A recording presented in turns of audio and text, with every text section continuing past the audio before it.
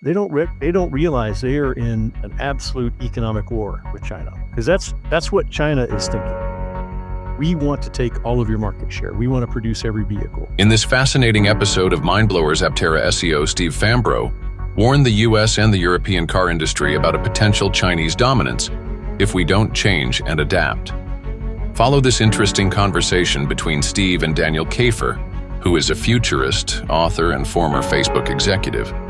So what if we look at the landscape of car production? So obviously we hear a lot about Chinese cars at the moment, and mostly we see examples, or I see examples at least on social media, and they look quite interesting, but we don't really see them that much on the roads here in Europe. And I guess you're not seeing them too much on the roads in the US. So how do you envision, let's again use California as an example, how do you envision the car park, the mix in terms of where the cars are coming from? Like, will they be coming from the US, from Europe, from Japan, or from China in the future? This is a very emotional and sensitive subject with a lot of people.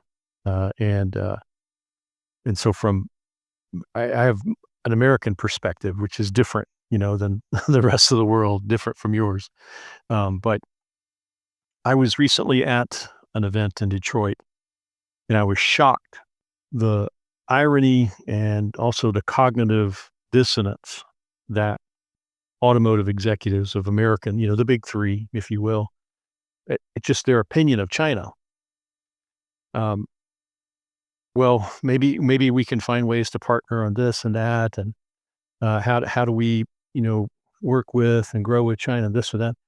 They don't realize they are in an absolute economic war with China, because that's what China is thinking. We want to take all of your market share. We want to produce every vehicle. And you don't have to speculate about it. You can look at, let's say, the American furniture industry. There's a book written about it called Factory Man.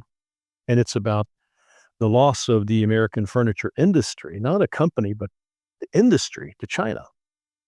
And how that happened, and why it happened, and how the Chinese government works in ways that we would not allow, or we would think are unfair from a market perspective. But we don't have visibility into their system. They're not using GAAP accounting. We have no idea the kind of levers that they are pulling to give themselves an advantage. But in the end, when a factory job is lost, there's tens of other jobs that go with it. And that's what we're seeing here in the United States. Everyone can't have a college degree and write code. People need to make things. And when you make things, there's an ecosystem of jobs around you that are created by doing that, which are very helpful. They lift people up out of poverty. They give them good incomes. And so I think the Western countries who have standards on labor, on human rights, on all kinds of things, have to stand firm and say, if we're going to trade, the trade has to be fair. How can I bring in a $10,000 car that's going to put my car maker out of business? And it's a very slippery slope, because then you could create a domestic industry that has no competition and then squeezes a customer, which often happens. So I think it's going to be a difficult road to navigate. But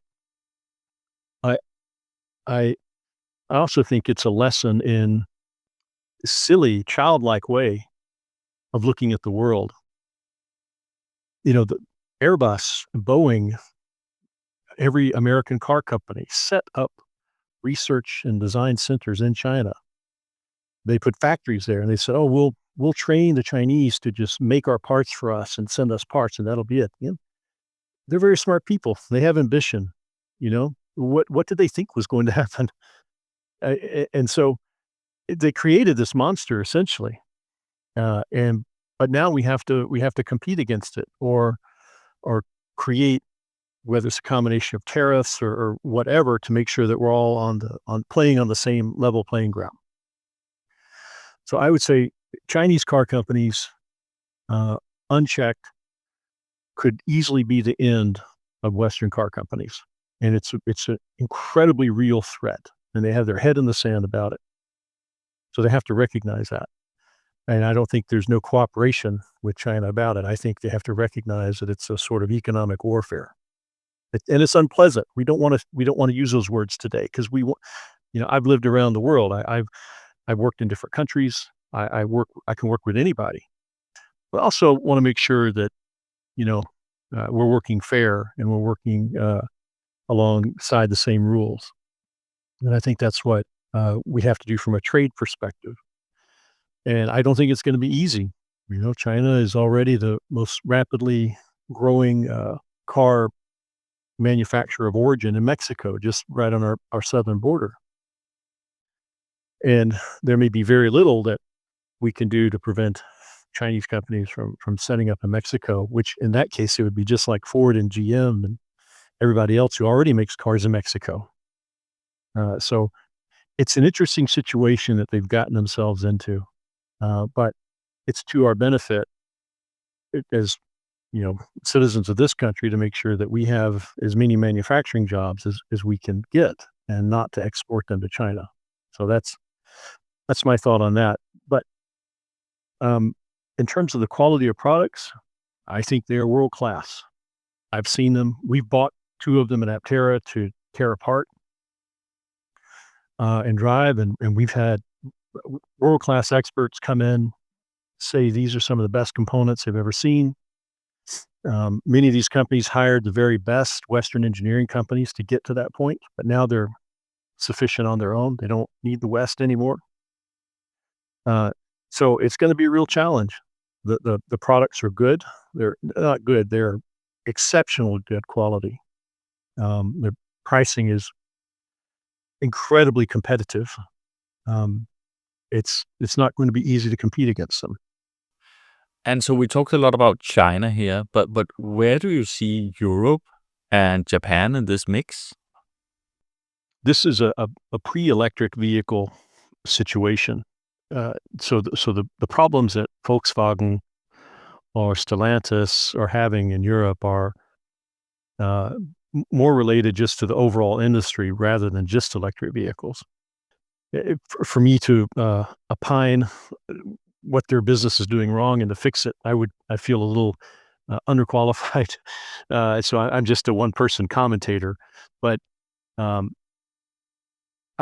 I don't know what Volkswagen and PSA, Stellantis, times are not good for them right now, and it's not clear to me what they have to do to be competitive, other than to make sure they have a competitive landscape, that everything that comes in is not being unfairly advantaged. Otherwise, they're just going to have to shut down segments of the economy. And I think, honestly, from we buy raw materials. Some of our steel for our tools, for example, came from Germany 2 years ago.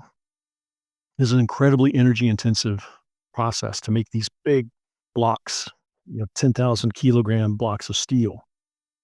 And one of the things I see, both from consumers, people I talk to when I go to Italy and Germany on business, and also the industries, is the cost of energy is very high. That's in part because of the Ukraine-Russia war. And so I think the quicker we bring this war to an end and hopefully energy prices can get back to normal, I think that would do a large part to unstick the economy, not to mention the fact that Europe would not be worried about the specter of a larger war. I think this is important for this to be resolved as quickly as possible. So I think energy prices are one reason why the auto industry is where it is. I just watched a video yesterday on the energy prices in China. China has to import their coal. They import most of their energy, but still their prices are a fraction of what they're paying in Germany, for example. So I think that's a real problem for competitiveness. So definitely Europe has a challenge, but what about Japan? Do you see a future for Japan's car industry? Yes, of course, people have read, on the news, some setbacks, maybe issues with Toyota or all of them I'd say all of the Japanese manufacturers in terms of the speed or the slowness at which they've approached electrification. The irony is that the Honda and Toyota had the first commercially successful hybrid vehicles that were out there.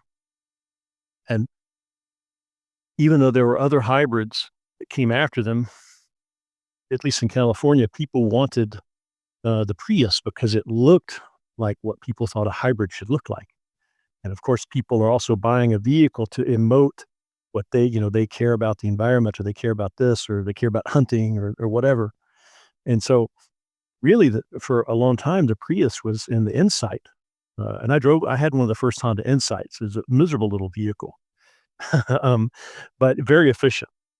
And the Japanese, set the pace and led everybody in that adoption. But with electric, people are like, well, where's Japan? Like, what are they waiting for? They're refusing really to get on this bandwagon, and I don't know why that is. They fool around with hydrogen for a long time. Toyota and Honda both, Toyota mostly. That hasn't worked out. There's all kinds of economics about hydrogen that just for this application, for a consumer vehicle, they just don't make sense. Not the least of which are the number of fueling stations, the energy required to compress it, to get it into usable form. But the Japanese have clearly led the way in terms of quality and high-tech manufacturing, and I'm sure they will continue to do so. Toyota is still one of the largest, vehicle brands on the planet. They just have to decide that they are going to play in that market, and they're looking at everything globally. They're saying, well, a large part of our market is in segments where electrification is not an issue. They have plenty of gas. So I think they're being the Japanese. I've worked with a couple of Japanese companies, and as part of their culture, that I adore, is they're just very pragmatic, and they take a long time to reach consensus and make a decision. Feels like a very long time for us as Westerners watching their industry. Go just a couple of miles, I suppose, north to Korea, and it's almost the exact opposite. Hyundai and Kia they've got a product line up here in the U.S. For electric vehicles. It's just outstanding, and they've gone all in on that approach, and I think that's the approach that we'd want to see from Toyota and the others. Nissan, of course, led with the Leaf, but they've had a really weak offering, not only with the Leaf, the follow-up models and other vehicles since then. So I think it's just going to have to be an all-in approach, similar to what Hyundai and Kia have done for them to be successful. But they certainly have the talent. But it's very interesting what you say, because it ties into one of the topics we've talked quite a lot on in this podcast, which is about the future of Europe doesn't look that good to us. I mean, in many ways, we missed the tech boom, and now it seems we're missing the AI boom.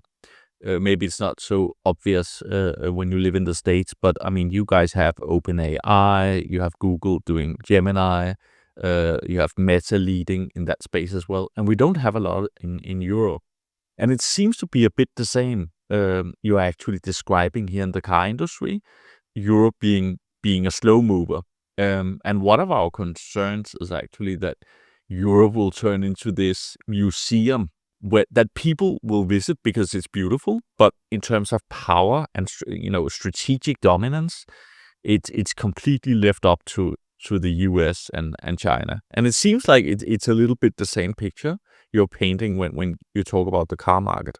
That's an interesting observation. I know there are some other challenges, or you might not think of them as challenges, but features of the European economic system. You have a very robust social net or welfare net, to make sure people don't fall through the cracks, and no one's living on the street, or if they are, it's by their own will, and Europe is very good at making sure that, not every country, I should say, but I mean primarily the Western, the Germanic and Scandinavian countries, very good at having a common level for everyone. But one of the challenges, especially as technology changes so quickly, that the needs change. And if a company can't adapt its workforce for the needs, either by scaling up or unfortunately scaling down, then that becomes another reason why they can't compete.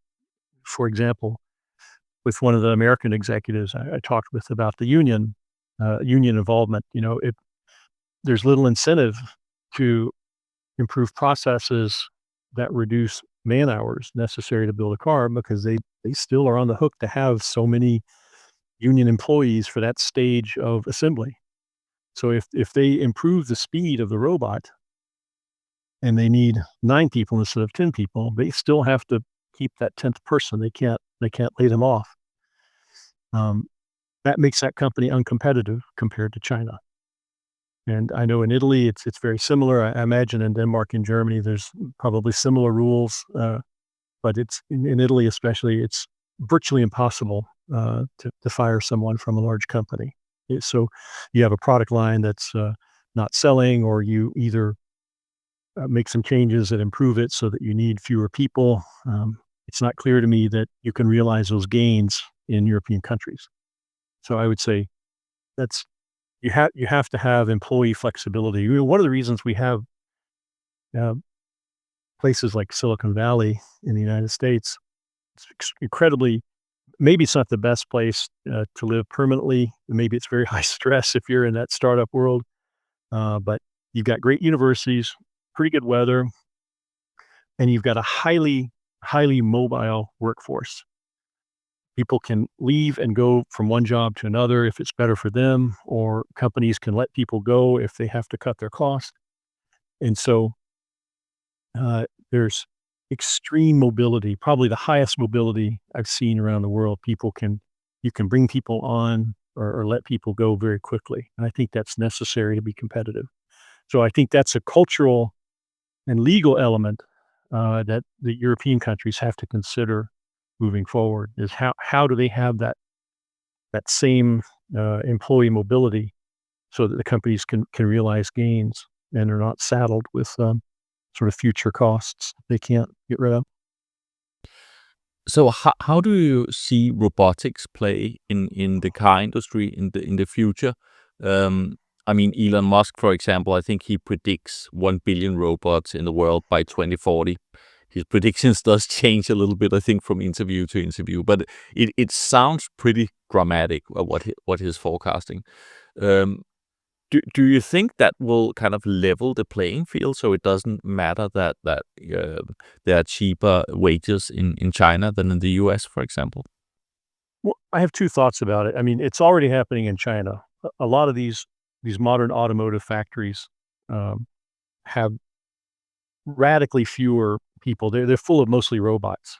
So they already in China are automating people out of jobs, more so than here in the US.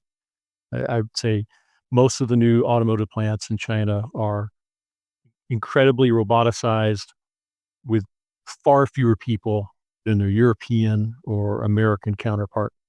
In the United States, we also have labor issues. We bring in guest workers to pick our crops and do agriculture and things like that.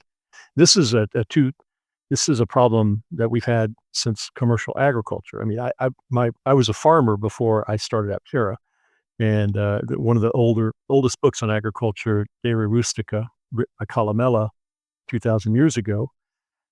You know, basically, you read that book and then you look at modern agriculture today. It's very labor intensive, and neither of them 2,000 years ago or even today can operate without uh, without what is essentially almost like an enslaved class, which is really awful way of thinking about it.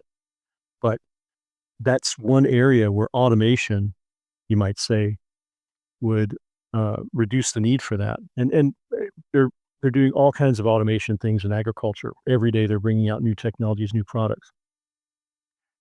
In the case of guest workers, it means, well, we don't need as many guest workers. But what about in the case of citizens when we need fewer of them? So how does the government? What's the government's job to develop the economy, to make the economy robust, so that there's always a supply of capital to go and do things new and create new ideas.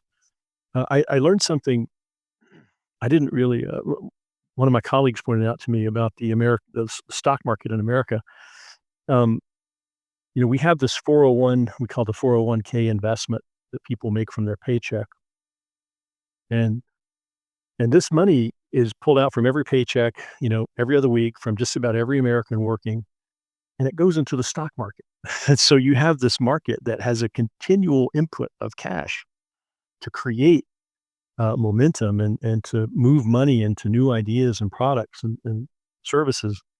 And maybe it's something as simple as changing how pensions or monies are collected, let's say in European countries, and so they can go into the stock market more readily. And so that you're going to have the economic ability, the environment, so that people want to create new jobs. Right now, I'm reading and hearing from a lot of European entrepreneurs that they don't want to create a new company in Germany. It's too difficult. It's too difficult to hire people, the regulations, et cetera. So if you want to adapt to rapidly changing environment, you have to have a, a framework of an economy that lets people do that, lets entrepreneurs do that. So it's very much is a legal cultural issue still. But do you think that the American car industry will be automated at the same pace as we've seen in China? I mean, so if Elon Musk is correct and we'll see a billion robots by 2040, do you think there will even be humans involved in building the cars by then? I don't think it will be that level of automation with union companies. I think union-run companies, I think they will continue as they have to resist automation because, and they're now put on their hat, I will argue for their position. Their position is more automation means less union jobs. And if these people aren't working union jobs, then what are they going to be doing? Everyone can't learn to code. And so I think, again, the government has a responsibility to make sure they don't have a responsibility to create the job, but they need to make sure that a framework, a system, an economy exists so that capital and people can flow freely. But so I think in startup car companies that aren't yet captured by the unions, I think you'll see as much automation as you could get. But with our factory that has been designed, we haven't built yet in Italy, but the body assembly plant, it's incredibly highly automated. The body panels literally come in one side of the building and an assembled vehicle comes out the other with very little human intervention. And so you don't have quality issues. You have a part that's installed the same way tens of thousands of times. You don't have someone who's angry and they didn't get the raise they wanted, so now they're just gonna make that piece fit because they're unhappy with their job, Um, because in the end of the day, you're dealing with human beings, and humans, have all kinds of needs, and, it's not clear to me how you continue to do, assembly, of using a person that is smart, a person that's intelligent and ambition, and forcing them to do the same repetitive task over and over again. I think we have to think about how do we keep increasingly intelligent humans engaged in their work. So maybe from that perspective, automation is a big part of that, right? Because it takes those repetitive tasks away. But I don't think we'll see the same adoption in union companies because I think they will resist it.